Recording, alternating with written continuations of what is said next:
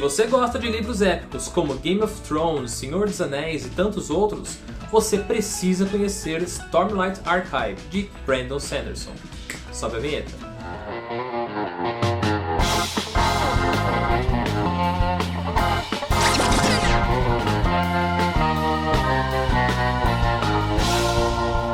Tudo bem, pessoal? Hoje iremos falar então dessa série The Stormlight Archive, que é a série épica de Brandon Sanderson. Vamos focar especificamente no primeiro livro, The Way of Kings. Antes de mais nada, deixa eu pedir para você, se você ainda não é inscrito, se inscreve agora para continuar acompanhando os vídeos que sempre trazemos coisa bacana para você. Vários livros de Brandon já foram lançados aqui no Brasil. A editora Leia, por exemplo, já trouxe a saga Mistborn, tanto a primeira era quanto a segunda era. Ela trouxe também Elantris. A Aleph trouxe a saga Os Executores, que é sensacional.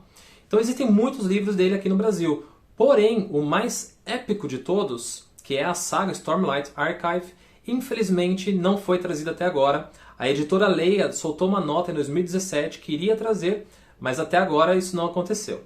Então, por enquanto, só existe a versão importada que você encontra na Amazon para comprar. Então, eu já quero dar uma dica aqui logo de cara. Não compre a versão europeia. Eu acabei comprando a versão europeia porque eu achei a capa mais bonita, mas eu não me atentei que na versão europeia é dividida entre parte 1 e parte 2. Então eu paguei 2 livros, sendo que na versão americana é o preço de um, ou seja, bobeei. E a grossura de um único livro seria a grossura desses dois. Então, por mais que ele facilite você ter um livro menor, não justifica você pagar 2 livros pelo preço de um só. Então fica a dica, não faça que nem erro, compre a versão americana que sai mais barato. Senta que lá vem a história. Nos seus livros, Brandon Sanderson ele criou um universo que não é 100% compartilhado, mas é um universo único com diversos planetas, chamado Cosmere. E dentro da Cosmere tem um planeta chamado Roshar, que é onde se passa a saga Stormlight. Então em Roshar existem diversas nações, diversos povos. Então ele detalha muito bem cada nação, cada uma tem seus próprios costumes, suas próprias religiões, suas próprias crenças. E isso é bacana porque você consegue visualizar bem cada nação.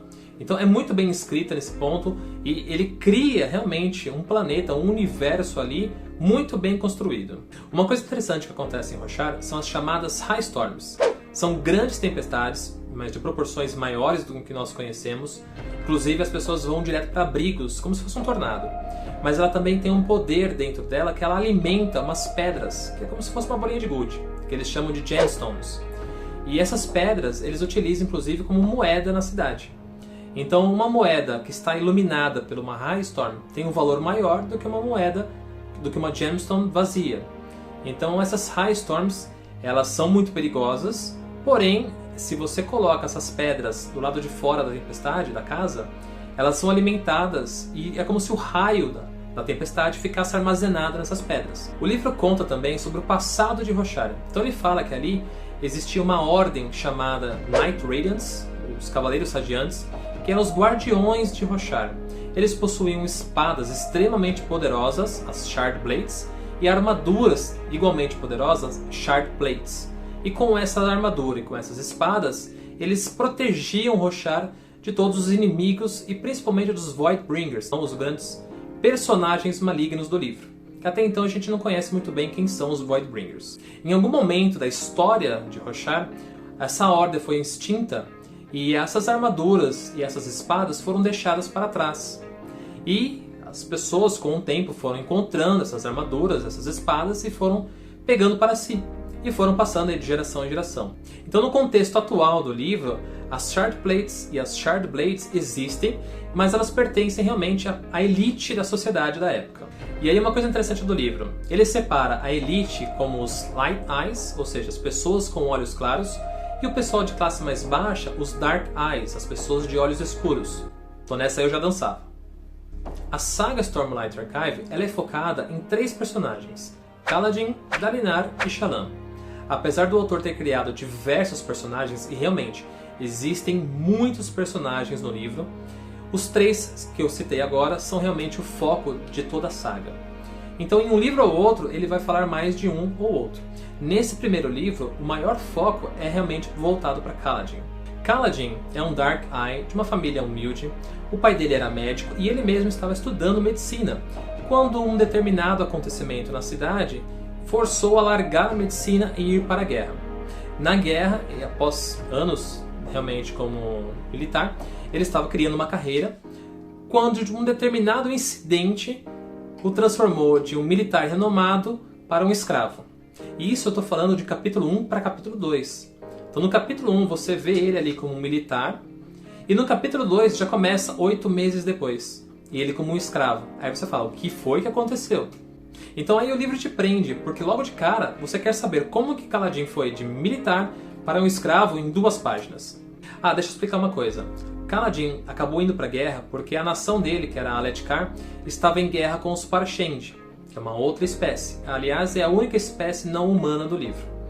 E os Alethi estavam em guerra com os Parshend e eles precisavam realmente de exércitos para combater. Qual o motivo da guerra? Os Parshend assassinaram o rei. O rei era o irmão de Dalinar, que é um dos personagens principais que eu tinha citado lá no começo. E por conta desses Parshend assassinarem o rei, os Alethi declararam guerra contra essa espécie. Então, sem dar spoiler, mas Kaladin tem aí um certo quê de Maximus Decimus Meridius. My name is Maximus Decimus Meridius. Porque ele é um escravo, ele era do exército, virou um escravo e tem conquistado a empatia dos outros escravos pelo seu senso de liderança. E isso começa a incomodar os próprios militares, que não estão gostando da atitude de Kaladin, onde os escravos respeitam mais o Kaladin do que os próprios militares. E eu não vou dar spoilers, mas o final da parte 1 é espetacular.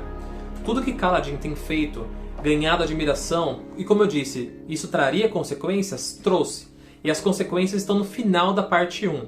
E eu vou falar pra você, é realmente de cair o queixo. É espetacular. É aquela cena onde você vibra de uma forma assim, de vontade de você levantar a mão e gritar. Porque, como eu disse, Brandon Sanderson tem essa capacidade espetacular de te colocar dentro da história. Então a sensação que você tem é que você faz parte da equipe dele. Você é um dos membros da Bridge 4, que é a equipe que ele foi designado. E eu não quero estragar a graça para quem ainda não leu o livro, mas o final da parte 2 é tão espetacular quanto o final da parte 1. Esse é um dos meus livros favoritos de Brandon Sanderson. Eu gosto muito. O personagem de Kaladin, ele vai de uma situação ao fundo do poço, e aí você vê como ele consegue se reconstruir no fundo do poço. O grande método de Brandon não é só criar personagens palpáveis, não é só criar uma história sensacional, mas é realmente fazer essa imersão onde você faz parte da história. Então quando um dos membros do Bridge 4 cai, você fica aflito, você quer realmente ajudar, você quer estar junto ali para ajudar. Tamanha é essa imersão que o Brandon faz. Então o livro 1, ele é só a ponta do iceberg da história do Stormlight Archive. Ele fica mais focado em estabelecer os personagens, em estabelecer as nações, o contexto que eles vivem. Ele foca muito mais nessa guerra entre os Alethi e os Parshend. Mas isso é extremamente importante para a saga Stormlight Archive e, como eu disse, é um livro realmente muito bom. As reviravoltas que tem na trama, os personagens são muito carismáticos. É um dos melhores livros escritos por Brandon Sanderson. Então se você está procurando um livro épico para ler, se você gostou de Game of Thrones, se você gostou de outros livros desse gênero, você precisa ler The Stormlight Archive. Infelizmente não tem em versão portuguesa, mas mesmo a versão inglesa não é uma leitura pesada, não é uma leitura difícil, vale muito a pena. E se você quiser saber mais alguma coisa sobre o livro, coloque aí nos comentários que a gente responde e continue acompanhando que traremos muita coisa bacana pela frente. Até a próxima!